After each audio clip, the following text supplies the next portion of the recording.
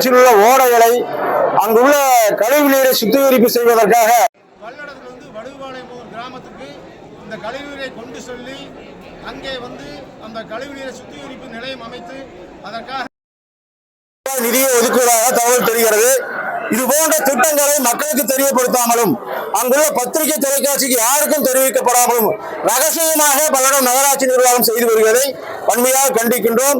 எப்படி ஒரு முகமூடி அணிந்த திருடர்கள் முகத்தை கண்டுபிடிக்க, அதே போல நகராட்சி திட்டங்களை கண்டுபிடிக்க முடியாத ஒரு சூழ்நிலை முகமூடி அணிந்து இந்த மனு கொடுக்க வந்திருக்கின்றோம். உடனடியாக மாவட்ட ஆட்சித்தலைவர் அவர்கள் இந்த மக்கள் வரிப்பணத்தை விரயமாகும் 14 கோடி ரூபாய் திட்டத்தை, அந்த சுத்திகரிப்பு நிலையத்தை ரத்து செய்ய தமிழக அரசுக்கு பரிந்துரை செய்ய வேண்டும் என கேட்டுக்கொள்கிறோம்.